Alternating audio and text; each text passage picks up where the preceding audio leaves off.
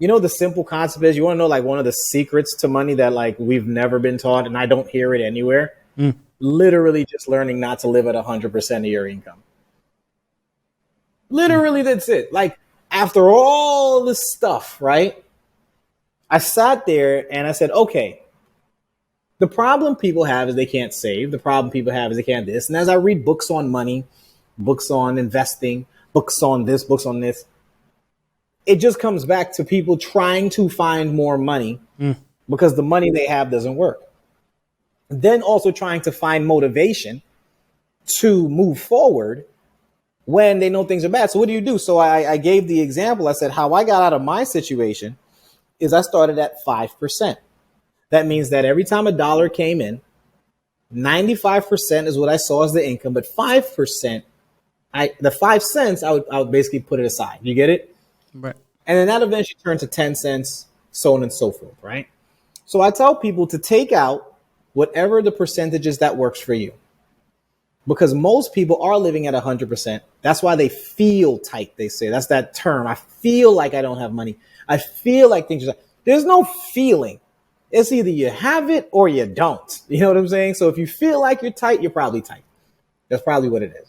So anyway, so if we take someone who sees their paycheck, let's say they're seeing $300 a week.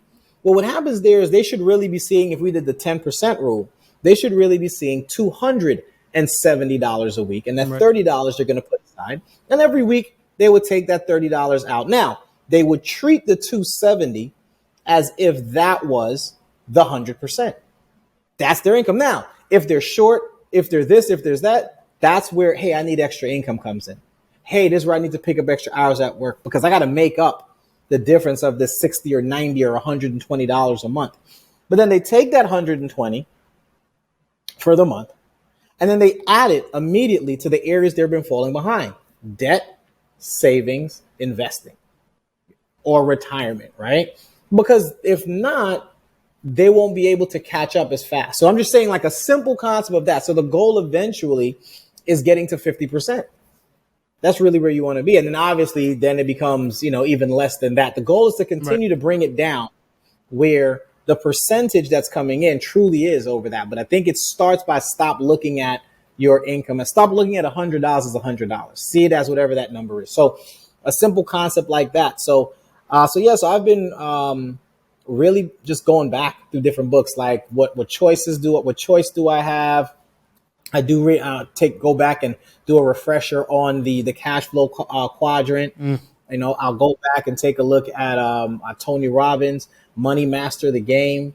Fantastic. Then I've been, So the Excel phenomenon is another one that I think a lot of people, there's so many different. So then I take those, and then I combine that with while watching just a lot of videos and documentaries on these concepts, and then seeing what they're looking at, what they're studying, and then going to see if I can find it online, any transcripts online, anything broken down, and then finding a way to take those concepts and come back. And then no matter what, man, I can tell you the one thing that I've noticed through talking through different cultures, different countries,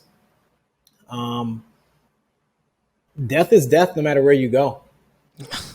Most definitely. So that idea that as everyone's trying to figure it out, I think the story was of Alexander. I may be wrong, but I'm pretty sure it's Alexander the Great. And I don't know if you heard the story of when he died, what his 3 requests were and why. So if you haven't, it's a really good statement. Anyway, so the first thing is he said he wanted all of the top doctors, the top of the top, to carry his casket, so that the people can see that when you're faced with death, there is nothing, no science can stop. So none of the smartest people in the world can't stop when it's your time. That's it. Then he said he wanted all of his golds and jewelry and anything he had that was wealth, that showed wealth. He wanted it to be kind of thrown behind him. So as you're walking, you're seeing, to remind everyone that every single thing that they own, every single thing that they created, when it's gone, does not come with you. So all your wealth will be gone just as much.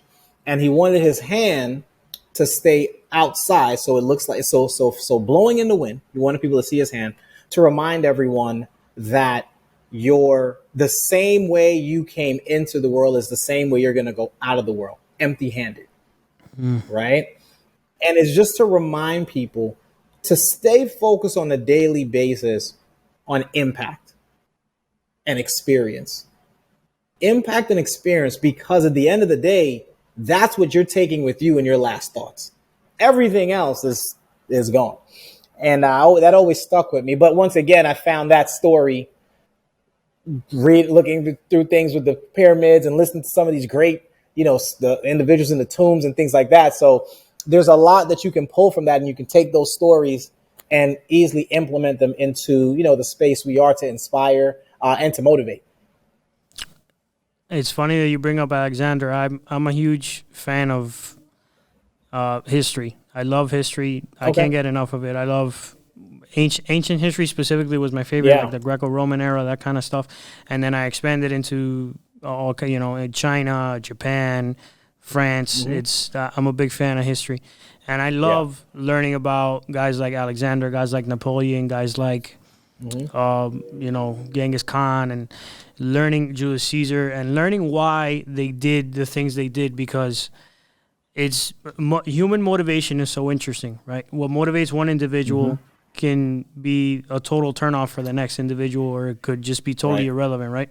So that's a nice view. It is. But now the sun, as it moves around. So yeah, I'm a huge fan of history, and I don't know if you've ever read Robert Greene's books, but he's a bit of a history buff, and I love his books. I recently read the 33 Strategies of War. You would love that book if you haven't read it. It's amazing. And learning where we come from, why certain individuals did what they did, and finding out how they were able to accomplish, whatever they did in life. To me, it's always been motivational. I'm always trying to inspire myself. So I think history is really interesting, because you have so many different examples of people who have done these astonishing things that you think you could never do. And it's basically broken down to a formula, as to how they did what they did. For sure. I think when I think back to school, I was horrible in pretty much every single class except for gym. And I enjoyed movies. So I had a professor that would explain history in movies, so he used movies. So what he would do is find all the historical facts and whatever his curriculum was for the year, and he would find the movie that was created to go alongside it. And what he would do is he would have us all study the particular, story, and then we would then watch the movie. And people would find the gaps, and then he would give us our test. That was the first time that I actually got a higher grade in a class than gym, which is very hard to do, because gym, they just give you if you're active, that's it. So history has always been big, because I always like to use history, because as human, it's in our nature to repeat our own mistakes. So a lot of times within histories, what I look for in history is inaccuracies, things that just don't make sense. Like, nah, you're not going to tell me that you got to give me some facts for that one, because that story doesn't add up to anything that we have been able to show here on this entire planet. But yeah, so it's always great to do that. And I think the biggest thing now is, I tell people all the time, when you're no longer here, who's going to talk about you? Like honestly, I said, well, who? I said, give me a list of the 3 to 4 people that are going to carry on what you have done here on Earth.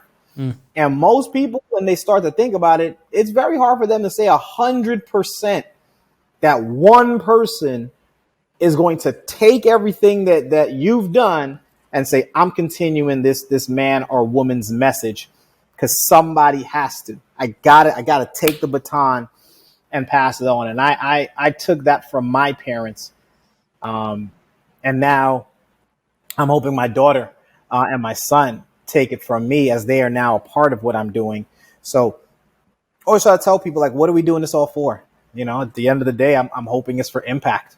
You know, I'm hoping it's for something bigger than stuff. You know, I tell people all the time, like, I never really talk about any of the stuff that I have, because none of the stuff matters to the people I'm talking to. You know what I'm saying? Like, that's not your life. That's my life. So let's talk about how we can get whatever it is that you want to experience while here on this planet, while here with the time we've been given.